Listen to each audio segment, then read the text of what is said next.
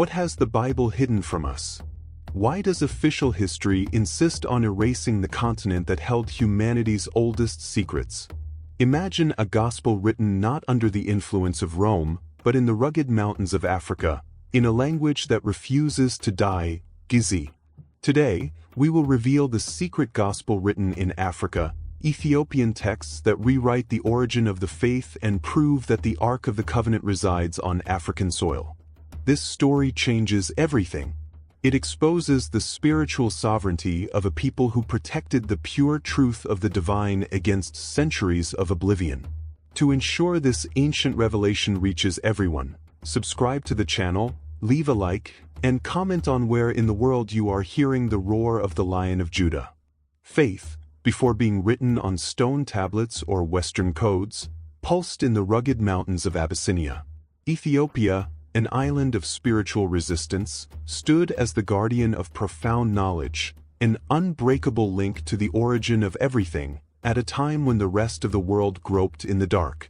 The great irony lies in the fact that, while European schisms and councils argued over what was sacred, Ethiopian monks, high in their mountains, already possessed manuscripts that would shake the foundations of Rome.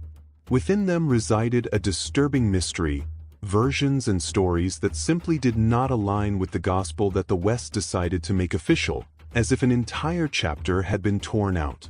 This symbolic journey invites the viewer to smell the strong scent of incense in the caves and to hear the guttural chanting of the Gizi priests, who have protected these scrolls under oath for centuries. It is an invitation to cross the veil of time and understand the depth of a Christianity that was born with African roots, long before receiving the European touch. The spiritual implication of this is frighteningly simple. If the oldest truth is there, intact, what else has been hidden about divinity and human history? It is the realization that wisdom was not brought to Africa, but rather originated there, preserved in caves and mountains like seeds ready to sprout. Indeed, this first glimpse of forbidden knowledge is only the beginning. To understand the power of these hidden texts, one must first understand the language in which they were inscribed. The enigmatic and ancient Gizi, the language of the prophets. The Ethiopian Orthodox Tewahedo Church is not merely a religious institution, it is a millennial vault, a veritable original ark preserving knowledge that the rest of the world has burned. Nestled in inaccessible mountains such as Debra Damo, the monasteries have become stone ramparts against the fury of oblivion and historical manipulation. The mystery lies not in what they possess, but in how they manage to preserve it. For centuries, in total geographical and spiritual isolation, these monks copied and preserved, by the light of beeswax candles, texts in Gizi, becoming God's librarians, without the interference of empires or Roman councils. The journey of the Ethiopian scroll is an ode to cultural resistance. Instead of translating and adapting it to Latin, altering concepts and theological nuances, they protected the sonic and symbolic purity of the language, ensuring that the original feel of the prophecies was not corrupted. The spiritual unfolding of this isolation is profound. Ethiopian faith, by not mixing with others, developed concepts of holiness and cosmology that sound strange and powerful to the West, revealing a face of divinity that is far more complex and connected to nature and the stars. Thus, the wall of parchment is not just ancient history, it is proof that an alternate timeline of spirituality existed, where the gospel developed freely. And what is written in that untouched language, Gizi, has the power to rewrite the world map of faith. Gizi is not just an ancient language, it is a mother tongue, the cryptographic key that unlocks the secrets contained in the Garima manuscripts and beyond. Its consonants and vowels carry the resonance of the first prophets, a sacred acoustic that was lost in hasty translations into Greek and then Latin. The linguistic mystery lies in how Gizi preserves theological concepts that the West simply does not possess. Expressions about the nature of Christ, the essence of angels, and the relationship of man with the cosmos are incredibly detailed, suggesting a philosophical depth ignored by the official canon. The symbolic journey of learning Gizi is like entering a silent temple. Each character is a portal, Feeling the weight of that writing is to understand that, by fixing the gospel in this linguistic matrix, Africans ensured that the original voice of revelation would continue to echo, untouched. The spiritual unfolding here is sovereignty. By maintaining the gospel in its own sacred language, Ethiopia affirmed that it did not need European intermediaries to converse with the divine. They possessed the direct channel, the ancestral thread of wisdom that linked earth to heaven. This forgotten language, therefore, is the first barrier that the Western researcher needs to break to access the forbidden truth. And what it reveals when deciphered points directly to the next great secret, the material existence of the Garima manuscripts. Deep within Abba Garima, a secluded monastery in the Tigray Mountains, lie artifacts of paper and faith that rewrite the chronology of Christianity. The Garima manuscripts, colorful and richly illustrated, are not only beautiful, they are material proof, dating from the 5th century or even earlier, that the faith flourished in Africa at the same time as it was consolidating in Europe. The mystery lies not in its age, but in its ignorance on the part of official history. For decades, the West has insisted that the earliest complete and illustrated Gospels were European, erasing the fact that these African texts coexisted with, or even preceded, the Byzantine copies, exposing a brutal historical bias. The symbolic journey of these manuscripts is the resilience of the pigment. The vibrant colors and geometric African patterns have not succumbed to time or oblivion. They represent the visual identity of a Christianity that did not bow to Greco-Roman iconography, maintaining its own ancestral style. Garima's spiritual unfolding is a powerful statement. Africa was not a passive recipient of the sacred word, it was its co-author and original guardian. It is a revelation that changes how the world should look at the cradle of faith. With the unquestionable dating of these scrolls, attention turns to their content. For if physical evidence exists, what does it reveal about the beliefs and ties that Ethiopia maintained with even older civilizations? The path leads to the powerful Kemet. Ethiopian spirituality, far from being an isolated island, traces a direct line of knowledge to the ancient civilization of Kemet, ancestral Egypt. When we observe the symbols and rituals, we realize that Tuahido-Christianity absorbed and transformed Nilotic wisdom, creating a powerful and forbidden spiritual fusion. The great mystery lies in the transition of the symbol. The Ethiopian Coptic cross, with its circular forms and intricate design, echoes the sacred geometry and symbolism of the Ankh cross, the symbol of life from ancient Egypt. This is no mere coincidence, it is ancestral wisdom weaving itself into the new gospel. The symbolic journey depicts Ethiopian priests dressed in robes reminiscent of pharaonic attire, carrying the weight of a heritage that predates the Bible. They did not repudiate antiquity, but honored it, transforming it into a solid foundation for the new faith, in a demonstration of cultural sovereignty.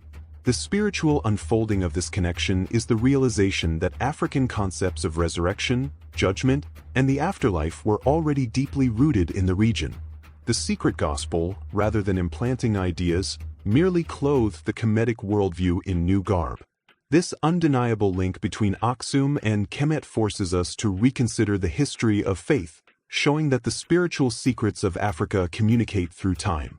And this lineage of power leads us to the next pillar of Ethiopian faith, the prophet whom the West chose to erase, Enoch.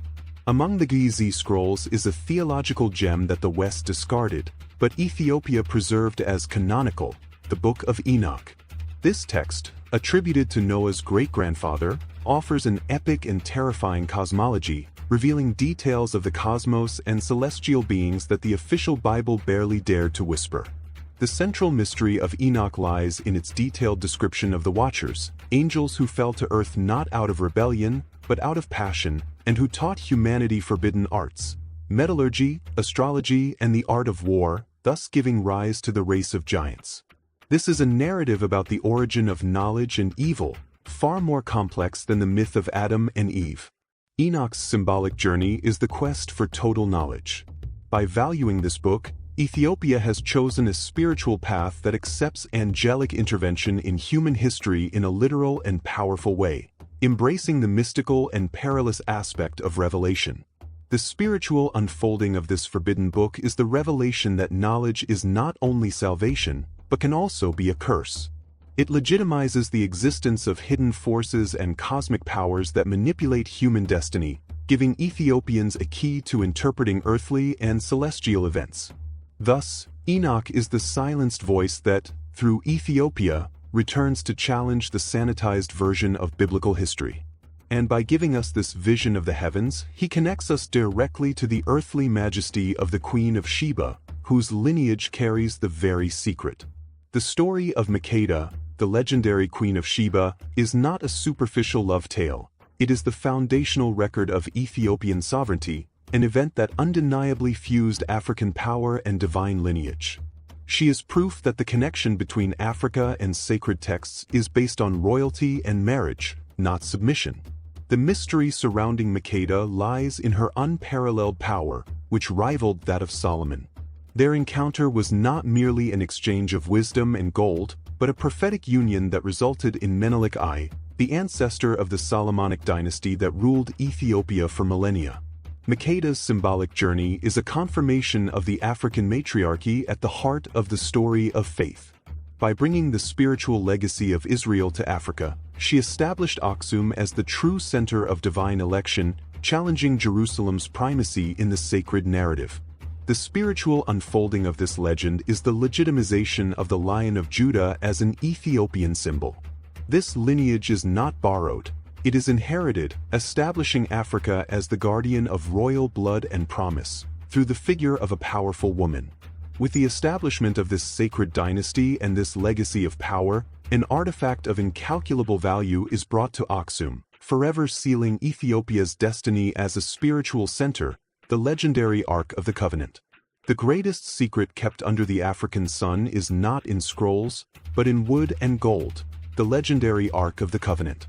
While the world debates whether it was lost or destroyed, Ethiopia asserts, with unwavering authority, that it rests in the chapel of Saint Mary of Zion in Axum, guarded by a monk who can never leave the premises. The mystery of the Ark in Axum is a theological conflict taken to the extreme. The most powerful biblical artifact would, in fact, be on African soil, transported by Menelik I, the son of the Queen of Sheba. If this is true, the physical center of God's promise is far from Jerusalem, rewriting the world map of faith. The symbolic journey of this ark in Ethiopia is the consecration of the kingdom as Zion. It transformed Axum into a sacred land, an untouchable refuge, and guaranteed the Ethiopian emperors a power and authority that extended from heaven to earth. The spiritual unfolding of this ancient guardianship is the revelation that Africa is, in essence, the promised land. It is the continent that preserved not only the word, but the very object of power, protecting it from the profanation and oblivion of empires. The silent presence of the Ark guarantees Ethiopian sovereignty to this day. And from this power and this royal lineage arises one of the most powerful and revered symbols of all African culture, the imposing Lion of Judah. The roar of the Lion of Judah is not merely a royal emblem, it is the embodiment of African power and messianic heritage. In Ethiopia, this sacred symbol represents Haile Selassie I, the last emperor, whose lineage, according to tradition, traces directly back to Solomon and Queen Makeda, sealing the link between Judah and Africa. The mystery lies not in the lion itself, but in its appropriation and reinterpretation. In Ethiopian iconography, the majestic animal transcends the biblical metaphor, becoming an emblem of resistance against colonization and living proof that African sovereignty is, in its essence, divine. The symbolic journey of the Lion of Judah has crossed oceans and centuries, becoming a beacon of hope and identity for the Black diaspora, especially within the Rastafari movement. It proved that the roots of divinity and royalty were not in Europe, but firmly planted in African soil. The spiritual unfolding of this symbol is the revelation that Black identity is intrinsically linked to the biblical promise. It is a way of saying, the Messiah will come from a lineage that history has tried to erase, and that lineage is African. This real and spiritual power manifests itself throughout Ethiopian culture, but it takes on a ritualistic and visually spectacular form in one of the most important celebrations of the year, the baptism and mystic waters of Timkat. Every year, Ethiopia transforms into a sea of white and gold during Timkat, the Epiphany, a celebration that is not only religious but an explosion of ancestral mysticism. The ritual recreates the baptism of Christ, but does so with an intensity and connection to water reminiscent of ancient Nilotic cults. The mystery lies in how the ritual merges with the environment. Thousands of people gather in ecstasy, and water, a symbol of life and purification in Kemet and throughout Africa, becomes the vehicle for a powerful blessing, cleansing centuries of forgetfulness and oppression. The symbolic journey of Timkat is the cyclical renewal of faith, a sacred dance that connects the individual to the vital flow of the continent. It is the moment when the community, dressed in white, reaffirms its alliance with the divine, using the most vital element of African nature. The spiritual unfolding of this mass baptism is the understanding of the importance of the Abai River, the Blue Nile, in Ethiopian cosmology. Water is not just water, it is the source of life, the power that blesses and carries the memory of the ancestors. This intimate and public connection with the sacred contrasts brutally with the history of oppression. And what the West has done to try to break this force leads us to the dark chapter of the pursuit of oblivion. The history of the Ethiopian manuscripts is not only one of safeguarding and preservation, but also of a silent struggle against brutal erasure. The West, obsessed with centralizing the Christian narrative in Europe, actively worked to relegate these African texts to the category of exotic curiosities, or worse, forgeries. The mystery lies in the motivation behind this intellectual persecution. It is not merely a historical error, but a systematic effort to devalue any African theological or civilizational contribution. After all, if the oldest and purest gospel was in Ethiopia, how could European supremacy and slavery be justified? The symbolic journey of forgetting is the pain of seeing one's own knowledge ignored or stolen. European historians have often scorned Guizi and Ethiopian traditions, insisting on seeking origins in Byzantium or Rome, while proof of antiquity lay right under their noses. The spiritual outcome of this persecution is resilience. The more they tried to erase the truth, the more the monks clung to their scrolls. Isolation, which seemed like a curse, became the greatest blessing, protecting the secret gospel from Western censorship. But, interestingly, this hidden nation was not entirely unknown to Europeans. For centuries, a mysterious legend about a powerful African Christian king echoed in European salons, leading to the legend of Prester John. At the height of the Middle Ages, Europe was captivated by a myth, the legend of Prester John, a priest-king who ruled a powerful, pure, and fabulously wealthy Christian kingdom lost somewhere in the East. This legend, though distorted and fantastical, was an indirect acknowledgement of the real power of Ethiopia. The mystery was not the king's existence, but rather the European need to invent him. In fact, the legend functioned as a distorted mirror of Axum, an African kingdom that, unlike the fragmented European empires, maintained an uninterrupted faith and a sacred dynasty. The symbolic journey of the Prester John myth is the European quest for a spiritual ally, a confession that salvation might lie outside their own borders. When Portuguese explorers finally arrived in Ethiopia, they saw in that nation the embodiment of the myth, recognizing its antiquity and power. The spiritual unfolding of this legend reveals the fear and admiration that sovereign Africa inspired. It was unthinkable for the West that a black nation could be the guardian of the purest faith, forcing them to create a legendary figure to justify its importance. Ethiopia, therefore, was not only the guardian of texts, but also the inspiration for a global legend that validated its power.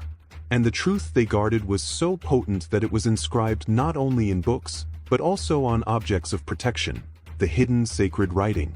For the Ethiopian people, the gospel does not reside merely in public reading. It is an active force, a tangible protection. This belief is manifested in telsats, small scrolls that serve as amulets, where biblical passages and spiritual invocations are drawn or written in Guizi to protect the wearer against evil and disease. The mystery of the telsats lies in the fusion of faith with what the West would call magic. In Africa, the line between prayer and spiritual power is thin. The sacred text is a talisman, a weapon against the invisible forces that threaten daily life. The symbolic journey of Telsat shows that faith is deeply personal and practical. The believer carries the Word of God close to their skin, transforming the secret gospel into an individual shield, demonstrating the intimate connection between spirituality and physical protection. The spiritual unfolding of this practice is the revelation that Ethiopian faith is not afraid of power. It embraces the ability of the divine to intervene directly in the physical world, validating mysticism and healing practices that are often suppressed by other doctrines. This tradition of concealing the sacred for personal and protective use finds surprising echoes across the Atlantic. This wisdom traveled, disguised itself, and survived in the New World through connections with candomblé/voodoo. The resilience of the secret gospel was not limited to Ethiopia. When Africans were forced to cross the Atlantic, they took with them not only their orishas or their lows, but also fragments of the Ethiopian worldview and practices secretly camouflaged in the Americas. The mystery lies in how this wisdom survived slavery. In cults such as candomblé or voodoo, it is possible to find the syncretic use of psalms and Christian invocations, which are not merely Catholic, but rather secret passages and textual powers that hold the strength of the hidden sacred African writing. The symbolic journey of this transmigration is one of survival through camouflage. Africans in the diaspora used the Christian veneer imposed by their masters to conceal the true magic and power of their ancestors, including the mystical authority of the Ethiopian texts. The spiritual unfolding of this connection proves that Black faith is an underground river, capable of linking the heights of the Ethiopian mountains to the slave quarters and religious centers of the New World. For them, the Bible was not merely a book of the oppressor, but a tool that could be turned against him. Thus, the knowledge preserved in Ethiopia shows that the identity and spirituality of the diaspora are a deep and complex mosaic. And this force of resistance is also manifested in Ethiopian visions of the future, in their prophecies of the last days. Like the Book of Enoch, the Ethiopian manuscripts contain apocalyptic visions of the end times that diverge radically from those accepted by the West. Far from a narrative focused on the Roman Empire, the African prophecies offer a detailed map of redemption and justice, focused on the restoration of African sovereignty. The mystery of these prophecies lies in their tone of warning against the global powers that have tried to erase Axum. They speak of a severe judgment against those who oppressed the chosen peoples and distorted the word, suggesting a historical outcome where Africa is not the victim, but rather the judge. The symbolic journey is hope amidst the chaos. For the Ethiopian people, the prophecies are not merely a harbinger of destruction, but a consolation that divine justice, though slow, is assured, and Africa will be exalted in the end times. The spiritual unfolding of this vision is the revelation of a theology of time that places Ethiopia at the center of cosmic destiny. The secret gospel is, in part, a survival manual, preparing the people for the return of the Ark and the full manifestation of their kingship. This firmness in prophecies and refusal to bow to external dogma leads us to the next great point of historical tension, the lineage conflict over the nature of divinity. Far from the European councils, where the nature of Christ was debated in Greek and Latin, Ethiopia maintained its own theological debate, an internal schism that defined its spiritual identity. They defended Miaphysitism, the belief that divinity and humanity in Christ merged into a single nature, without separation. The mystery lies not in the term itself, but in the resistance it represents. By adhering to this doctrine, the Tewahedo Church broke with the mainstream of the West and Byzantium, asserting its theological purity and refusing to accept the decisions of foreign emperors regarding the essence of its God. The symbolic journey of this conflict is the sovereignty of African reason. Ethiopian theologians demonstrated that they were capable of interpreting the scriptures with depth and authority, choosing a path that honored their own tradition of knowledge. The spiritual unfolding of Miaphism is the revelation of a God intrinsically linked to humanity, a powerful concept that reinforces the dignity and election of the African people. It is a theology that celebrates unity and non-separation. This refusal to be indoctrinated and this affirmation of one's own vision of the divine is imprinted on every temple and every scroll. And this undeniable identity manifests itself in sacred art and the identity of its icons. The walls of Ethiopian temples and the illuminations of the Garima manuscripts burst into vibrant colors, displaying sacred art that is a powerful statement of identity. In them, saints, the Virgin Mary, and even Christ are frequently depicted with African features, large eyes, and dark colors, challenging the white iconography imposed by the West. The mystery lies not in the style, but in the courage of the representation. By painting the deity with their own features, Ethiopian artists were not merely decorating, they were asserting that divine holiness and majesty inherently belonged to their people. The symbolic journey of this art is a visual affirmation that the secret gospel is African. It acts as a mirror of self-recognition, where the believer sees themselves reflected in the sacred, reinforcing the belief that salvation has the color and texture of the earth itself. The spiritual unfolding of this iconography is profound. It destroys the idea of an alien, white, and distant God. On the contrary, it reveals a divinity that has become incarnate in African experience and aesthetics, making faith something intimate and inseparable from identity. This art, preserved for centuries, now serves as irrefutable evidence for modern researchers. And breaking this centuries-old silence leads us to the modern discoveries that are finally revealing the truth. For centuries, Ethiopian knowledge was kept on the sidelines, but the tide is turning. Thanks to modern technology and the work of courageous archaeologists and philologists, the Garima manuscripts and other texts are being dated and studied, breaking the silence imposed by colonial history. The mystery lies not in the dating itself, but in the academic resistance to accepting the truth. Confirmation of the antiquity of these texts forces Western academia to rewrite its own books and admit that the origins of the gospel are more complex and more African than previously believed. The symbolic journey of the modern researcher is that of a pilgrim who finally bows before the evidence. Carbon-14 dating, for example, acts as an impartial judge, confirming the chronology that the monks already knew by heart. The spiritual unfolding of this rediscovery is the restoration of honor. Ethiopia, which has always known its unique position in the history of faith, now has science on its side to validate its ancestral narrative before the world. This validation isn't just for history books. It resonates deeply with the identity of a people scattered across the globe. The secret gospel is the echo in the diaspora that can finally be heard. Ethiopia is not just a country in Africa. It is a concept, a beacon of hope and freedom that, for centuries, has shone for enslaved and oppressed black peoples. The secret gospel, even if indirectly, provided the spiritual backbone for the search for identity in the diaspora.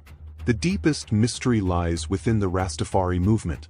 By recognizing Emperor Haile Selassie I, a descendant of the Queen of Sheba, as the embodiment of an ancient prophecy, Rastafari embraced Ethiopia as Zion, the promised land, rejecting Western supremacy.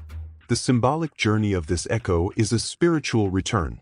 Far from being mere followers, Rastafarians and other diaspora movements used the Ethiopian myth to reconstruct a historical self-esteem, proving that royalty, spirituality, and divine election belong to them. The spiritual unfolding here is the redefinition of home and holiness. The secret gospel becomes the driving force that unites the African continent with its scattered children, offering an identity rooted in sovereignty and ancestral knowledge. We have reached the end of our journey through the secrets kept high on the Ethiopian plateau, but the story itself is only beginning to be rewritten. The secret gospel is not a dead relic. It is a map, a code that challenges official history and questions everything we thought we knew about the cradle of faith. The ultimate mystery lies not in the manuscripts, but within us. What will we do with the truth that Africa was the guardian of the oldest word, the protector of the royal lineage and of the very object of sacred power? This revelation demands humility and the annulment of centuries of prejudice. The symbolic journey is the sunrise over the Tigray Mountains, where the sunlight finally illuminates the preserved Gizi. It is the understanding that the history of humanity is not linear, but rather a cycle where ancestral wisdom always awaits the right moment to emerge. The spiritual unfolding of this outcome is the realization that faith, in its purest form, has no color or borders, but possesses roots. And these roots are deeply buried in the soil of Africa, flourishing through kings, prophets, and guardian monks. The Gospel of Africa was never erased, only sealed. It teaches us that there is always more to be discovered beneath the sands of time, and that the next ancestral secret awaits our attention, ready to be revealed. This secret gospel, guarded among peaks and valleys, is more than history. It is a fulfilled prophecy. It teaches us that Africa's spiritual legacy is not a footnote, but the very foundation of faith. The Ethiopian scrolls, the sacred ark, and the royal lineage of the Queen of Sheba bear witness that divine sovereignty has always had a color and a home on the mother continent. The truth is, the story doesn't end here. Many mysteries still lie dormant, sealed beneath the sands of time and in the hearts of the guardian monks, awaiting the right moment to awaken. Remember, what has been preserved by ancestral faith is our greatest treasure. Honor this journey, respect this memory, so that future revelations and untold secrets are not forgotten again. Subscribe and turn on notifications. Our destiny is linked to the knowledge we dare to seek.